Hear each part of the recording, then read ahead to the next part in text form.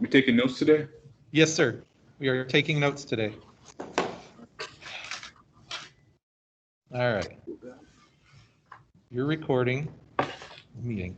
If somebody could get into the Teams meeting, just in case there's somebody that messages, I should be able to see it, but Ross says he can't hear you.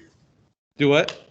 Said Ross says he can't hear you. Yeah, Ross's computer has an issue though. All right. I'm just going to tell him.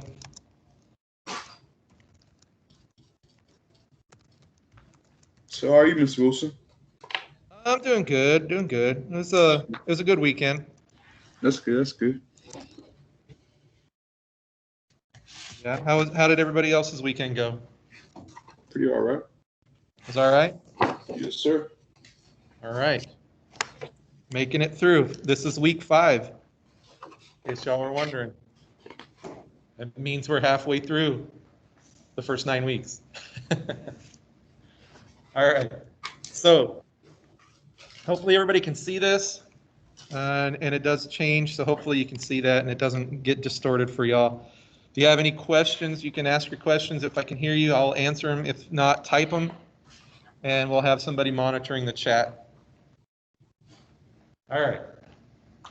It's going to be fun. I'm going to use this. I'll post that now. In case I need to use the board, I'll use that part of the board so that you all can see it. Oh, thank you.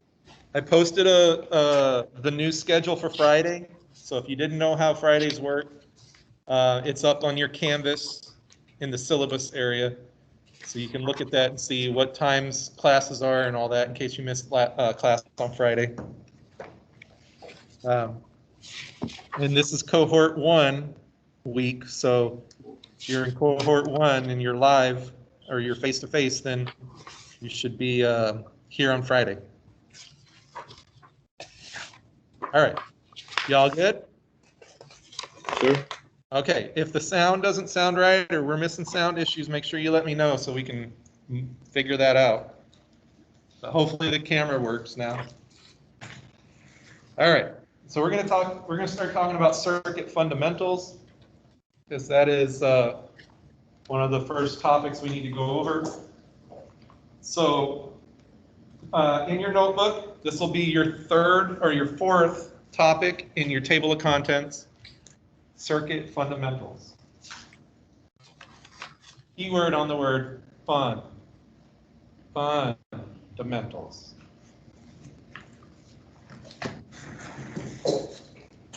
Some of this might be repeating from the last PowerPoint, so if it is, we're not really going to write it down in our notebooks again. We only need to write it down one time in our notebooks. So if it's repetitive, we're just going to kind of keep going.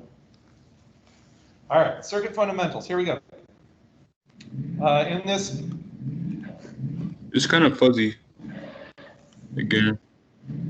let me get it all on there. It'll clear up once I get it all on there. Yes, sir. All right. Let me know if it's still fuzzy. All right. So in this PowerPoint, these are the things we're going to go over. Actually, maybe it would be better to share my screen with y'all so that it's clear. Yeah, we should do that. And then if there's something I need to write down, I'll switch back over to the other camera. How about that? Deal. Yes, sir. All right. So let's do this. I will share my screen somehow. Where's my share screen? Share screen. No. Share. And we're doing there's power, voltage, fundamentals. Can y'all see that? No, sir, not yet. Yeah, now we can see it. All right. Yes, and you get the cool sound effects on yours too. All right. There you go. So these are the things we're going to cover in fundamentals. You don't have to write all this down. So if you're writing this down, you can kind of hold off on that. We're going to go over some terms and definitions, some more keywords. So we're going to talk about what Coulomb's law is, the relationship of charges in Coulomb's law. We're going to deal with the voltage or relationship of voltage current and resistance to Ohm's law, which we kind of covered last time, so we shouldn't have to go over too much of that. Circuit characteristics, basic circuit elements and symbols, basic elements in a circuit schematic, current flow, and open versus closed circuits. So we're going to go over all that. All right. The first one is going to be a list of definitions. Most of these we did not have in our notebook, so we need to write these down. I should let y'all have them too. This is where it's going to get weird because I got a PowerPoint going here and a PowerPoint going here. It's the same PowerPoint. They don't connect together. So y'all need to write these down in your notebook, your key terms.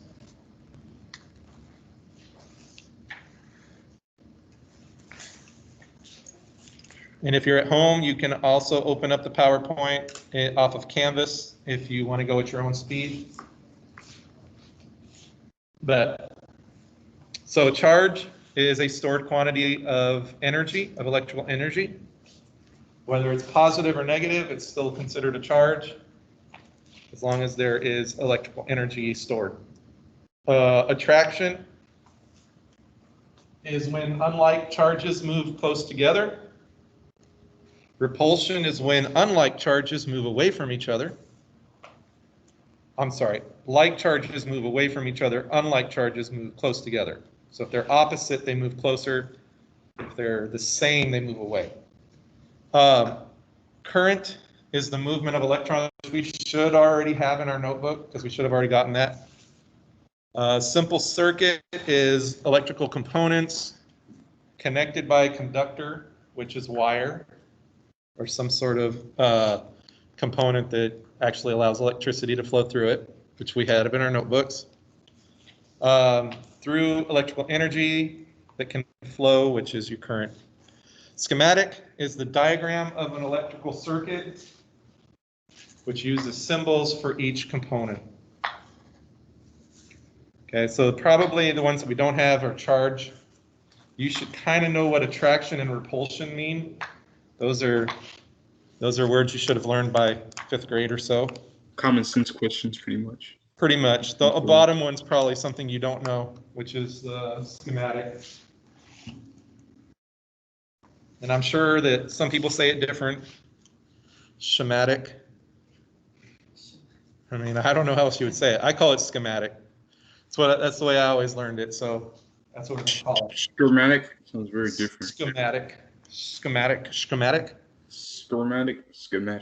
Yep. Okay. It's okay. I had a buddy of mine growing up in the same classes, and he would call a circuit a circuit because it's the way it's spelled. So, it's fine. Yeah. All right. So everybody have those in their notebook? All right. If not, you can pause the video right now and finish that up. And then resume once you're done. But I'm going to move forward. Here we go. Here's some more definitions. Voltage, which we should already have in our notebook. Current, already in our notebook. Resistance, already in our notebook. So, here we go. Y'all need that. Load, which I also think is already in our notebook because we already went over that. Conductors, already in our notebook. So wiring, circuit wiring is the wires that make a circuit.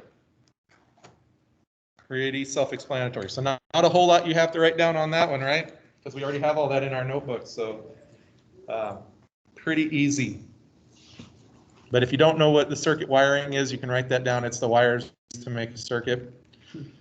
So moving forward, Coulomb's law. Now, this is something you don't have in your notebook, so you need to write it down. And we'll talk more about Coulomb's later in the year too. So Coulomb's law is the force of attraction or repulsion varies directly with the amount of the charges and inversely with the square of the distance between them. It's also called the law of electrical charges, which most people refer to it that way, but it's also called Coulomb's law. So basically it is how strong that repulsion or that attraction is changed by the amount of the charge, and inversely with the square of the distance between the two components. So there's a whole formula for this.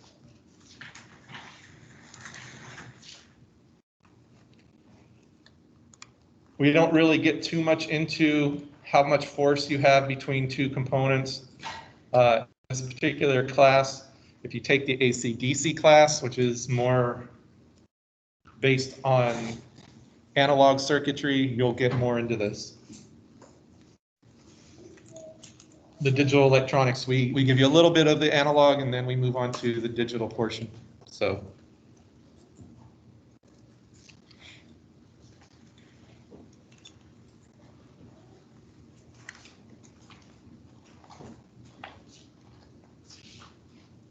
So quiet. DE is always quiet though. There's a lot of writing at the beginning. It's not until you guys get to start doing projects that people start getting upset and getting loud and yeah. See wire throwing across the room. They get all mad when they rip their circuit apart because they can't figure out what's wrong.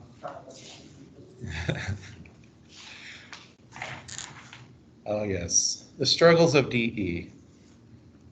Has anybody talked to any upperclassmen asked about this class? No, you should ask them. Nope. Especially the seniors, they'll let you know. Yes, sir. All right, that's Coulomb's law. We're going to move to the next, which we've already kind of gone over. Basically, if it has the same charge, it's going to repel. And if it's got different charges, they will attract. So I've already kind of gone over that. But that is basically what Coulomb's law is saying. Okay, Coulomb's law is giving you the idea or the explanation of how that's working. So this is just explaining Ohm's law, which we talked about in the cats versus mice versus cheese, or the mice versus cats versus cheese, right? It's the same thing. It just explains it to you with a non scenario explanation. So it's the same thing though. Oh, you don't see that. This is where we're having a problem. So if your voltage is held constant and you increase resistance, you're going to decrease current, and vice versa. If resistance is held constant and you increase voltage, you're going to increase current. So those would be directly proportional. And then if your current's held constant and you increase voltage, it increases resistance, which is also directly proportional. So depending on which one's staying the same, you'll either have an inverse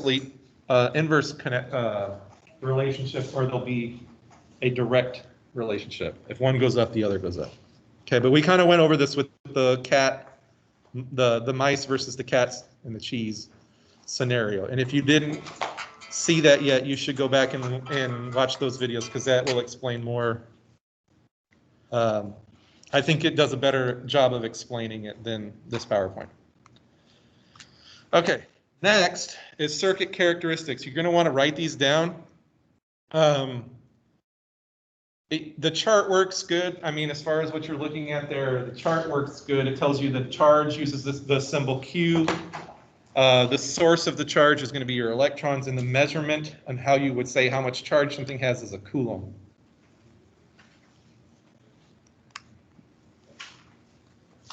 The voltage can be, the symbol can either be E or V. In this class, it's going to be V most of the time, because that's how I teach. But we know that E stands for electromotive force, which we talked about last time. And that's how we got the E for voltage. It's also called potential. So this is the potential differences between two unlike charges. And that's your source, or that's where you're getting that voltage from. And the unit of measurement is a volt. So if you say this has 5 volts, that means you have 5 potential difference, 5 units of voltage between two unlike charges. Current is I for intensity, which we went over. That is the number of electrons moving, or electrons per second moving across a certain point of the circuit. and it's measured in amperes or amps. Resistance or load is measured in, or the symbol is R, and that is the opposition or how much it's resisting that current, how much it's pushing back. It's measured in ohms.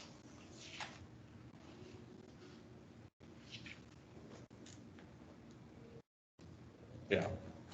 E is sometimes used for generated voltages and in formulas. Yeah, sometimes, but in this class we aren't going to use E for the, we use V for everything for voltage. Online, everybody can see this PowerPoint, right? We're all good? Yes, sir. Okay. The screencasting thing is different because I can't tell if you can see me. I know you probably can't see me because you're looking at the screen that everybody else is seeing, but I don't know. It's different.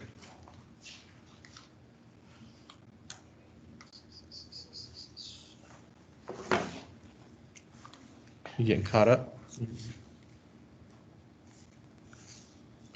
you see we have a meeting on Wednesday? Yeah, Are you gonna make it? I'll be fine with Wednesday. Huh? You're fine with Wednesday? Okay, before or after school? It's definitely gonna be a bit after, because before school, I've got practice.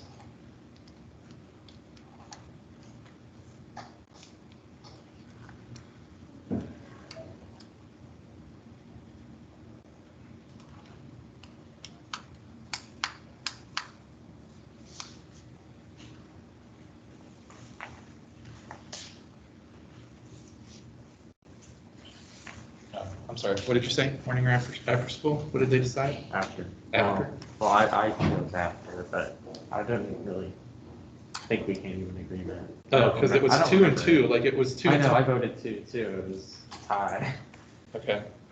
Because I don't care one way or the other. In fact, I can be here at 8 o'clock on Wednesday and stay till 5 o'clock if that's what needs to happen.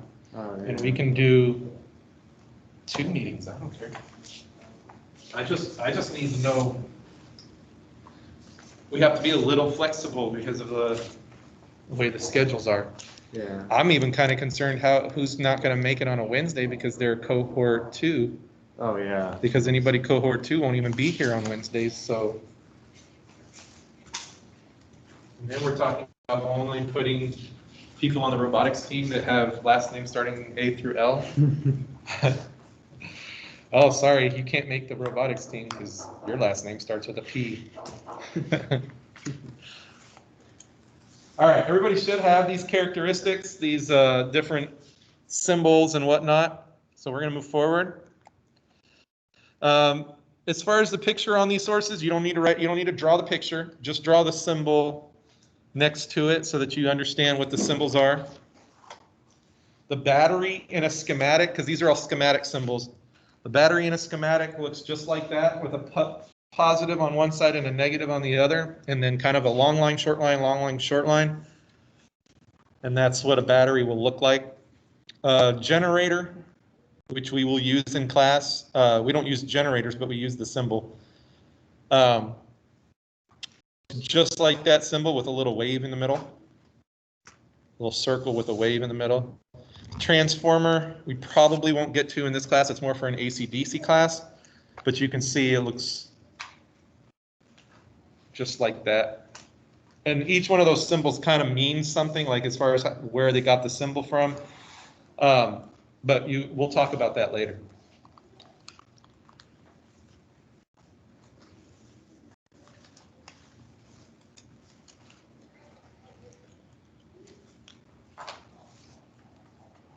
Next to generator, y'all should write the word signal, because we also use that same symbol for a signal. And we use that a lot in digital electronics.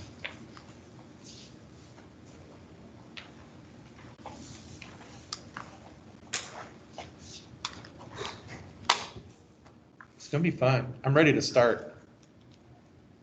Ready to get started on some of the electronics.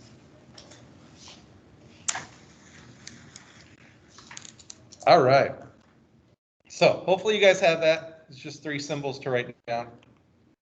Here's the next set, which one is a switch, and you can see there's an open switch and a closed switch.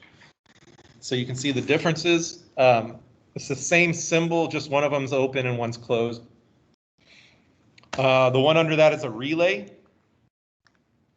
And then you have an opened and closed relay. We don't use relays really in this class.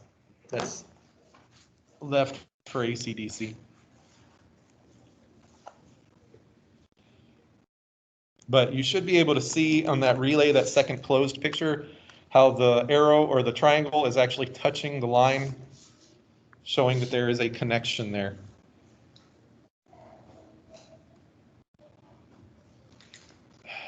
Now you know what I need? I need something that pulls this mask off my face. Do they? Really? I bet I can make one.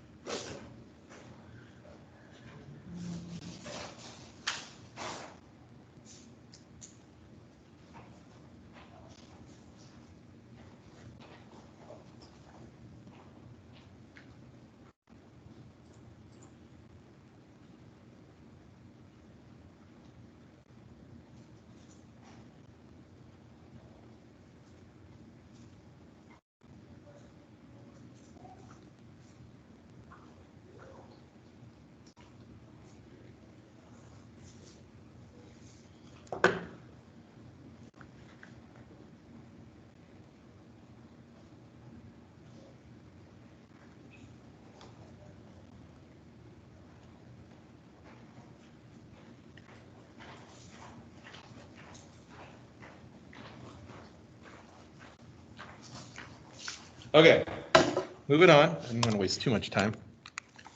Resistor basically looks just like that, a zigzag line.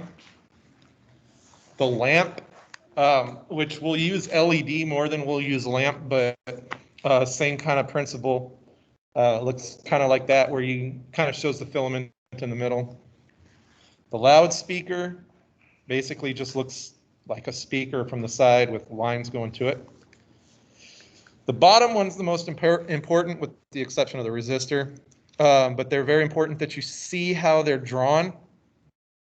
The one that's connected, if the lines are touching and they're actually connected and they're crossing each other like that, there is a circle dot in the middle, kind of like you're making that connection solid.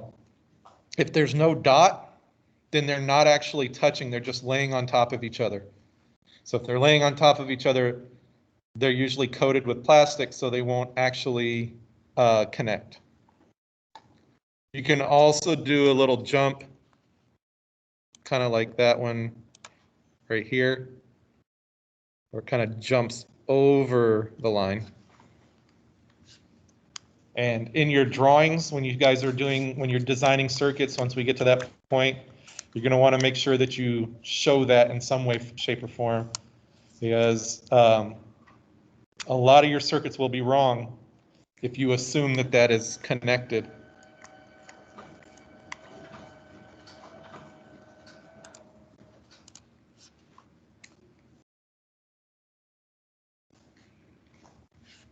I feel like I can use this solo cup. I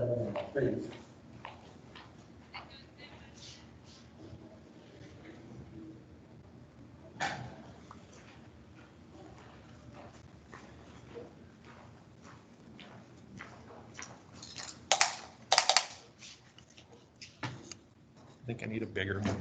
I feel like this one's going to cause it to magnify. Does that sound weird online? Sounds weird here. Okay. You sounded muffled. Yeah, I don't think I'm going to try that. just really needed to push off my face. Okay, everybody should have this, so we're going to move forward. You do not need to draw this. This is just the basic elements connected together in a circuit to show you a schematic. So you do not have to draw this down. It's just kind of showing you what it should look like. Also love the fact that this picture is not straight. This is from a college, y'all, just so you know. And that image is not put in there Correct. straight. Yeah, it looks a little bit crooked. Let's see it now. Oh well, moving forward. Oh, it doesn't let me move forward if I have the highlighter on or the laser pointer. There we go. Here is a current flow diagram showing you that basically the current will be flowing from negative to positive. So that's something that you'll need to know. And if you look at this, when we talked about the different types of circuits, this is a parallel circuit. So actually it's a series, no, it's a parallel because that switch doesn't really count. So it's a parallel circuit. So there's two different pathways that it can go through. It can go down this way, or it can go down this way. Just kind of depends. And you'll have different, you'll have a signal that goes through this line here, and you will have a signal that goes through this one. All right, and that's the current flow. So hold on, can I do this? Yes, all right. The difference between opened and closed circuits, which we should have already done in our notebooks at one point or another. You can see that this is open up here on that schematic. You can see there's a gap, so that means it's open, whereas on the second one, the gap is closed, and that makes it a closed circuit. All right, that is the end of circuit fundamentals. So we can be done with that one. I have to stop sharing and then reshare. So you're going to have another hold on just a second. There it is. All right, let me go start this one.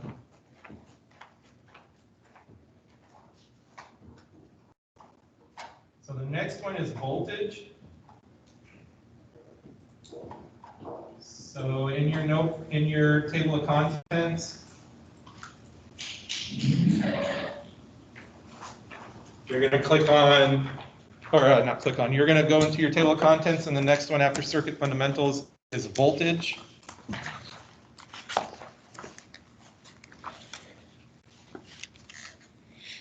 At least these are fairly quick.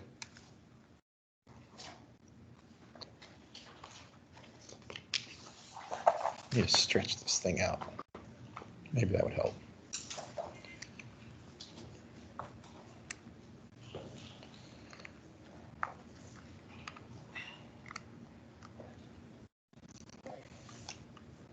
Is everybody ready for some voltage? All right. Again, uh-oh.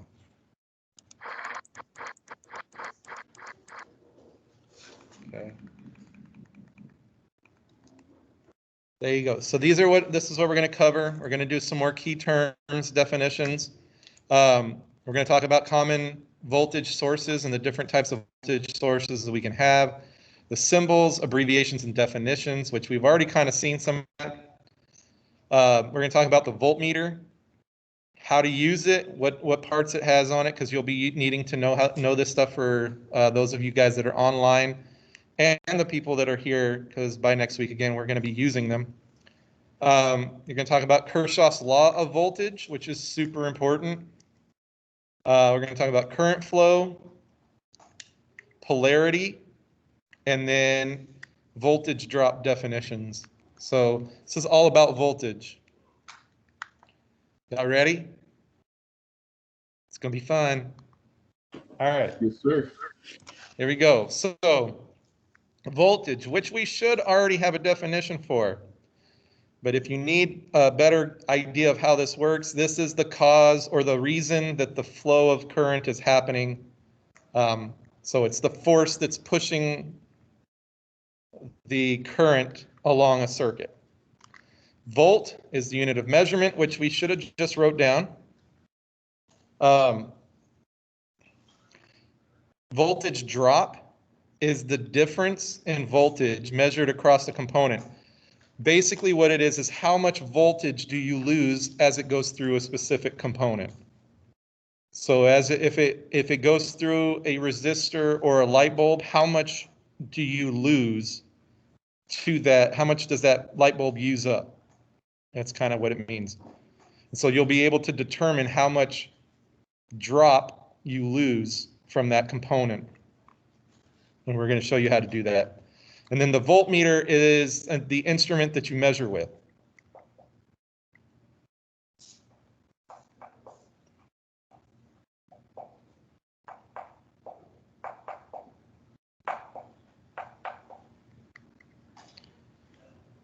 Okay, I'm going to make sure I left that up there.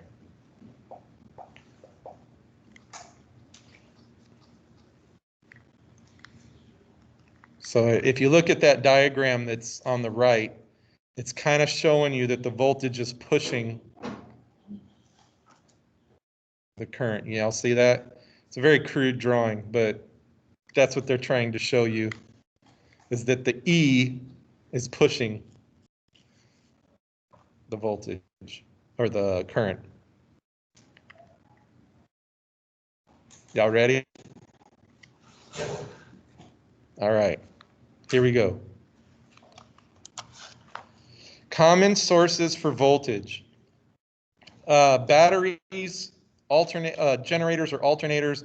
You don't know what that is. It's usually some sort of component that's either run by mechanically devices like a gear or something like that, usually powered by a motor of some sort, and that will generate electricity or voltage. Other things are power supplies, which is something you plug into the wall and it's basically converting it to a different power, and you can kind of set what you want.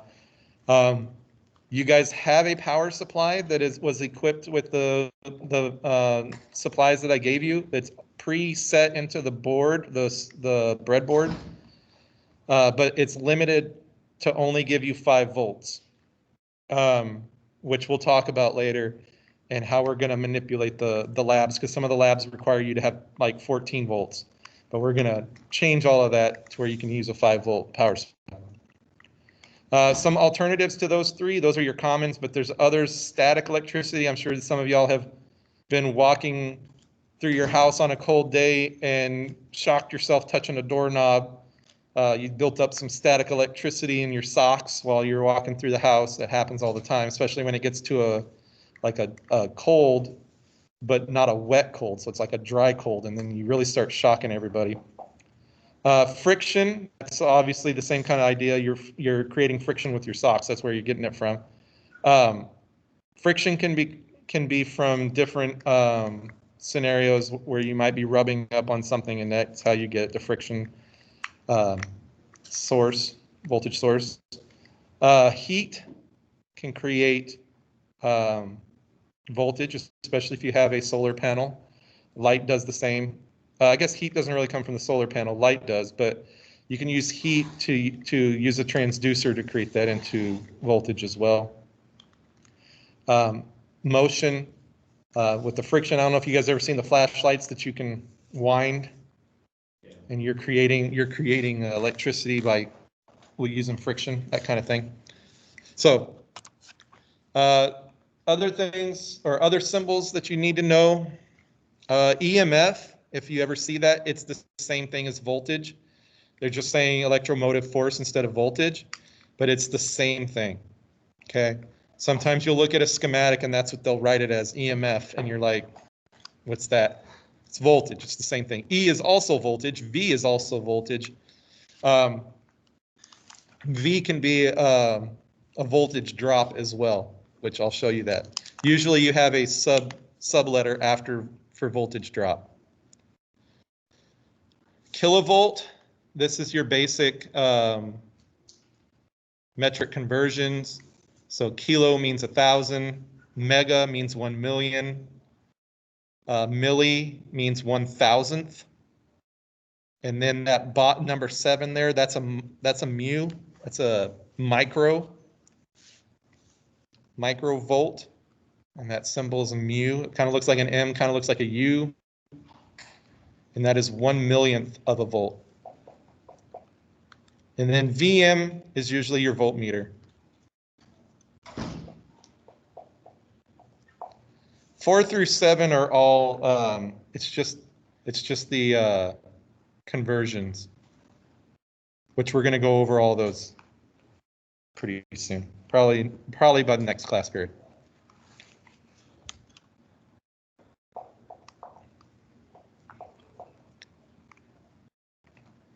There's a lot of information leading up to actually getting to some of the content, so.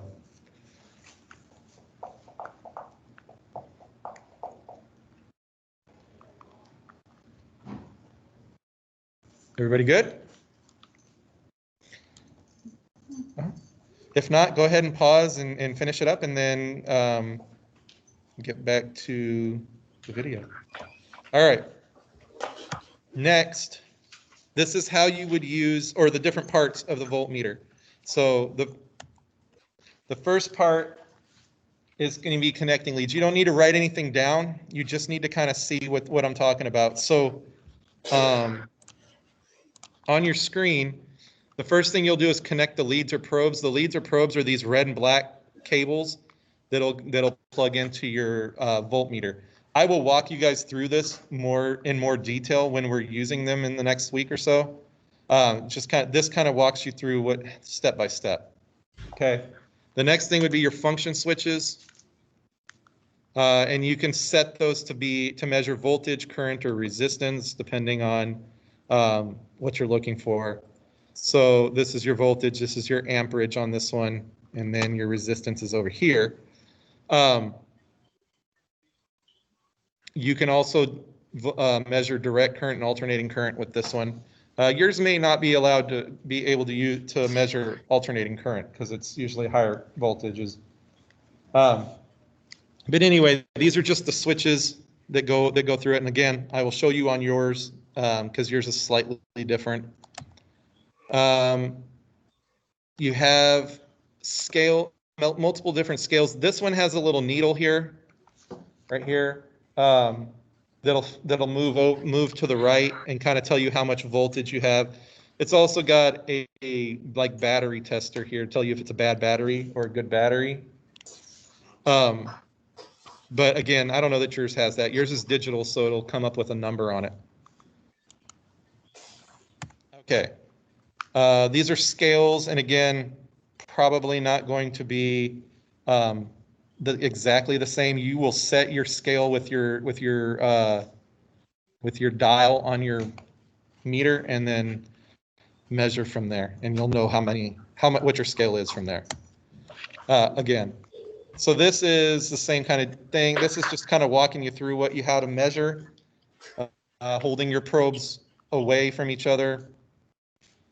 I'm going to go ahead and skip some of this because we're going to go over this next week. So this, though, is a good idea to know when using a DC voltmeter, which is what you have. In order to measure voltage drop, you're going to measure across the two of the components. So one lead will go on one side of the component, the other lead will go on the other, right here. One lead goes there and one lead goes there, so you measure the voltage drop off that component. And you never run it in series like this. If you connect it as part of the circuit and you're measuring voltage, you can blow you can fry your voltmeter. You don't want that. Okay, you're going to read the voltage and then you remove the probes. Okay. This is the first equation that you guys need. This is Kirchhoff's law. Go ahead and write that down, I'll explain it.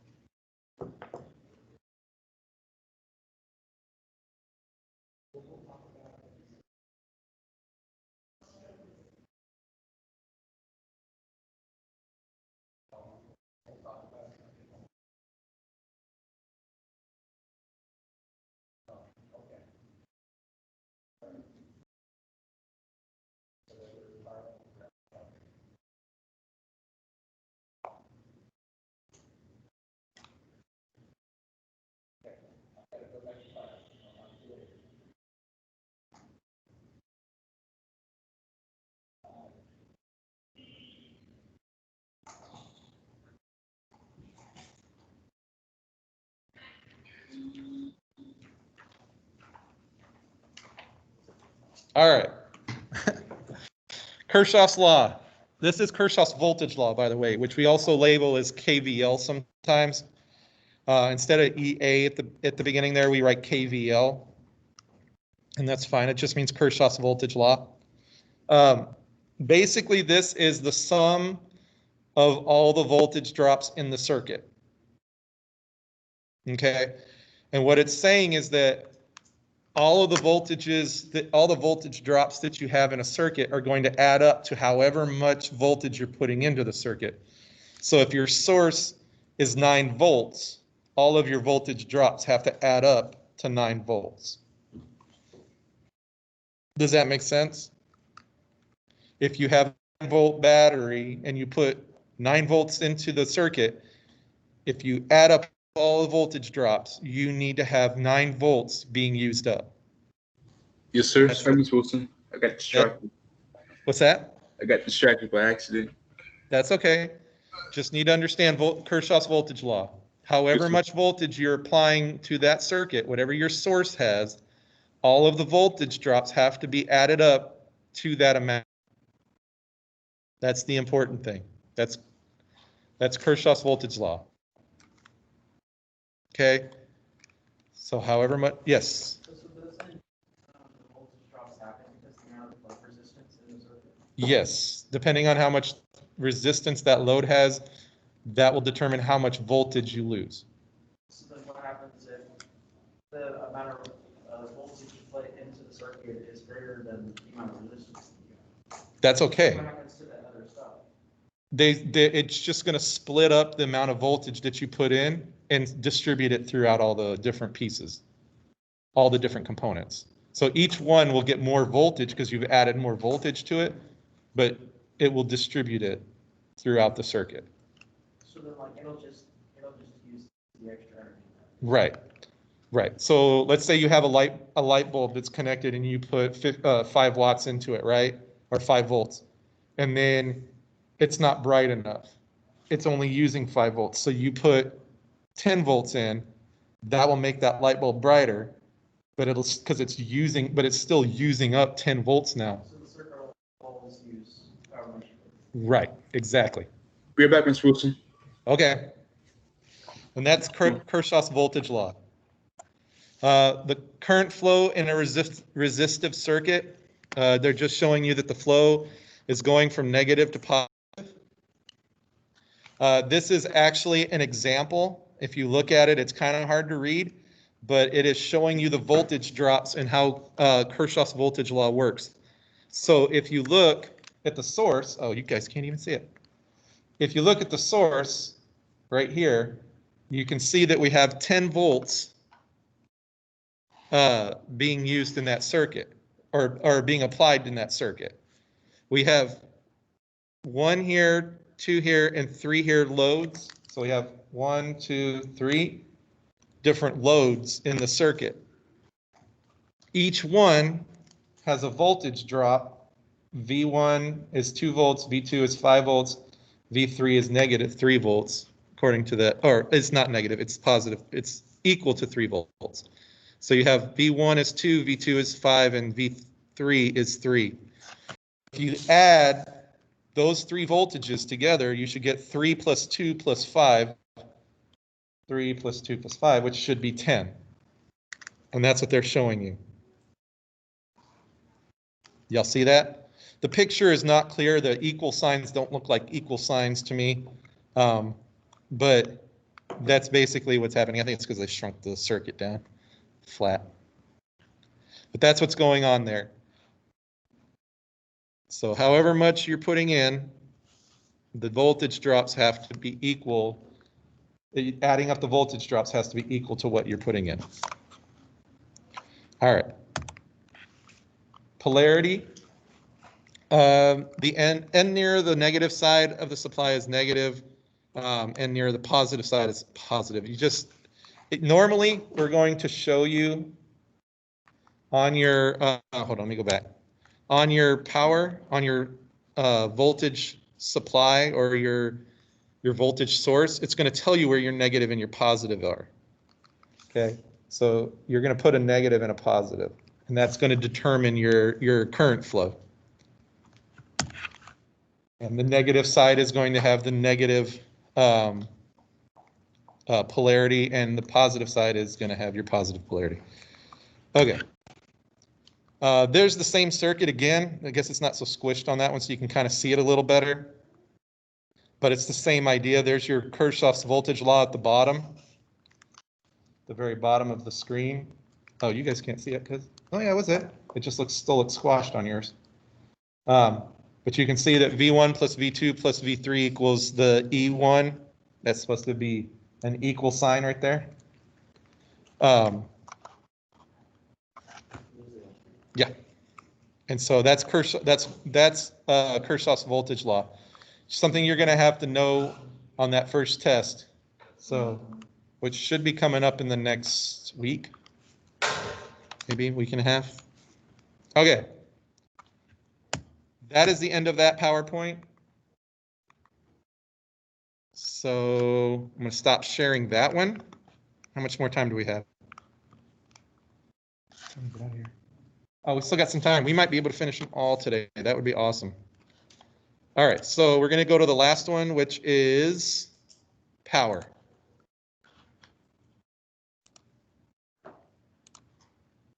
Come on, show from the beginning.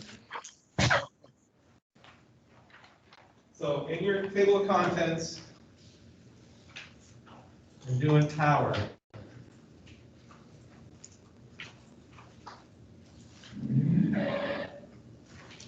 All right. This is the last one for today. This is the last one from the college level section, and then we go straight into PLTW stuff for probably the remainder of the school year. So here we go. Power. Okay, in this one, we're going to be doing some more key terms, abbreviations for power, formulas. Okay. Forms of the formula used to compute power, sequence used for power measurement, because one of the things that they're going to want us to be able to do is measure power, but you'll see that how to do that. They make a DC wattmeter, but basically it just combines 2 of the tools we already have. Wattage rating on resistors, power safety precautions, and power formula proportions, and Watt's law. So we're going to go over all this stuff. So here are some definitions you guys do not have in your notebook yet. Electrical power, the watt, kilowatt, again, kilo is just 1,000. Kilowatt hours, which we'll go over. A fuse, a circuit breaker, they're 2 different things. Work and power, the actual definition of power. So I'm going to cover some of that real fast. Electrical power is the rate of work or the rate of doing work. how fast you're doing that work, basically. This is of electrons through a specific amount or a specific resistive type of material, like a resistor. I'm back. Okay, this is the first slide of the new section called power. Well, those are new words. These are new words. All right, all right. Thank you. Sure. The second definition is watt, and that's the unit of power. So when we say, oh, this light bulb uses 60 watts, that's how much power it's using, which is how much work is being done by the electrons moving through that light bulb.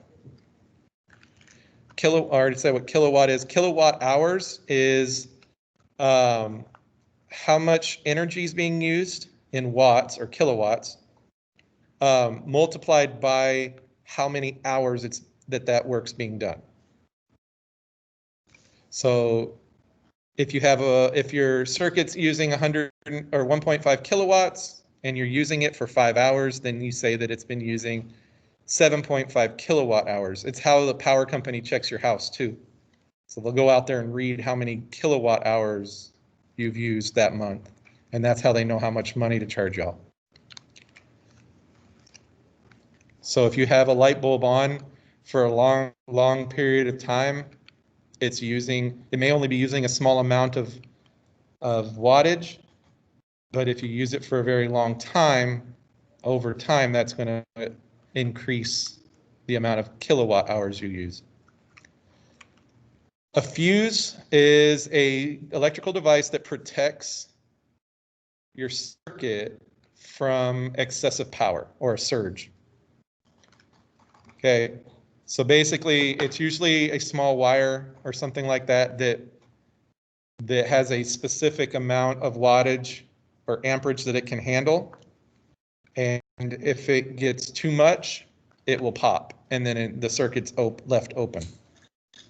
But it saves the rest of your circuit from melting or being destroyed. Circuit breaker has the same kind of idea, only this is on a switch. So it can be reset, whereas a fuse can't really be reset. It's going to have to be replaced. A circuit breaker can be reset back to working condition. Work is measured in foot-pounds and has no reference to time. So how much work can take over a year to determine how much work a device uses, but it has no reference to time. So it's basically a specific amount. And then power is the rate that work's being done, which kind of looks like A, so it's almost the exact same thing. And this isn't a physics class, so we'll only be talking about electrical power, not power that a mechanical motor could create. Unless you just want to talk about cars. Yeah, same kind of idea. And these are your definitions. Isn't there a class for that? Do what? Isn't there a class for like cars and stuff and engines? There's an automotive tech, yeah, at the ATC. You got to get through some classes to get over there, but yeah. That's cool. But you're taking one of them right now, so yeah, Yeah. it's a cool class. Yes, sir. Thank you. Mm-hmm. And if you're into aerospace, they have that as well. So Aerospace. you're into aeronautics and things like that, flying. Yes, sir. You're taking it. Yep. It's all leading into the same thing. I never knew that. Digital electronics kind of leads into a lot of classes over there at the ATC. So Yes, sir. it's going to be fun. You got to know how to do electronics to do half of anything that's happening right now. Everything runs off electronics now. So we're pretty And much I don't give it about 10 more years before you're going to see a huge drop in gasoline-powered vehicles. A huge drop. be like In fact, 2022 is supposed to have every I think almost every car manufacturer will have an electric vehicle that is like a truck, like a work vehicle that'll be electric. So, and Tesla's already got the semi. It's like a Cybertruck. You know, the transports are all electrical now. Amazon's got their van. Yep. That's cool. They'll go back and get recertified for electrical vehicles. Is it like a whole different thing? It's a different because there's always been electronics in cars except for like the first ones where they used a hand crank. But if you have a battery, you've got some sort of electronic, even if it is a small relay that just starts the starter. But now everything down to fuel mapping and providing the right amount of fuel to go, you know, everything's down to electronics now. Whether you're gas powered or an electric powered car, everything's dealing with it. So, all right. Some terms, abbreviations. Those are pretty simple. P is power, W for watt, kW is kilowatt, kWh is kilowatt hours, which some of those we already wrote down on the first one. So, but I gotta remember to switch y'all's too. We're almost done. All right. So, forms of the formula to compute electrical power. Power is going to be equal to current, which is I, times your voltage, which in this case they're using E. So PIE, pi. Power is equal to current times voltage. That's what you need to know. These are three different methods of solving for power. So the first one is if you know what your current is and you know what your voltage is, then all you have to do is multiply them together and you'll find your power. But if you don't know your voltage, you can solve your voltage by using Ohm's law to come up with your equation for voltage by knowing your amperage and your resistance. So it's really hard for me to show you guys online, but basically you need to write down those three equations there.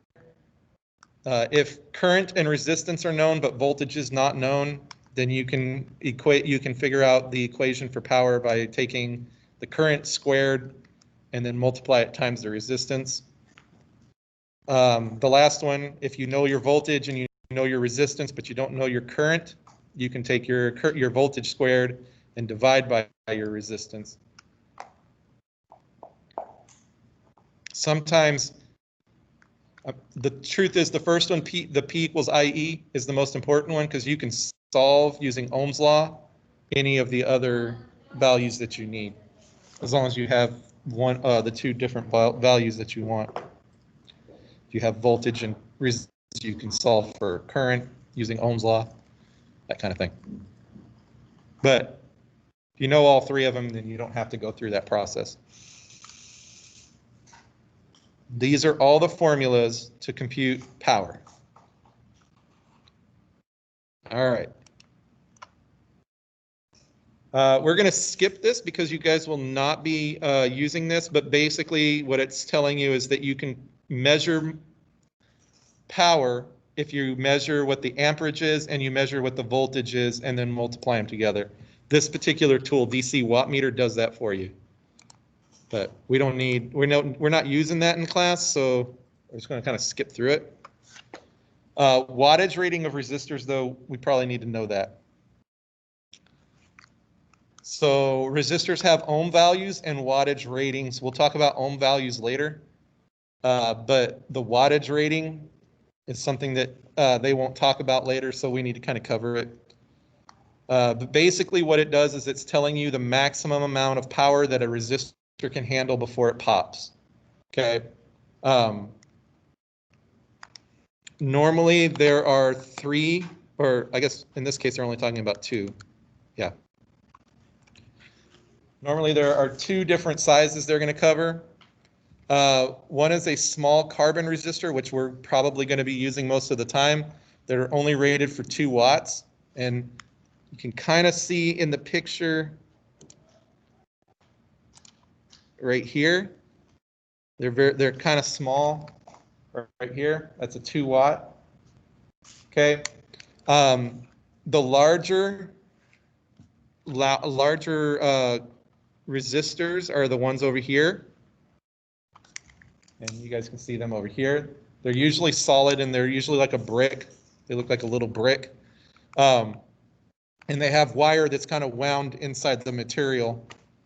Those are the larger ones that have a higher wattage rating. We don't use any of those in the classroom, but they're meant to basically take the heat away so that they won't pop. They have the same resistance value, but their wattage can handle more watts. Okay, but we won't be using those. We use these carbon ones over here, the smaller ones right here. Okay, that's basically all they're trying to show you there, is that there's 2 different types. I might bring in one of the higher wattage rating ones here so you guys can see what they look like, but we won't use them in class.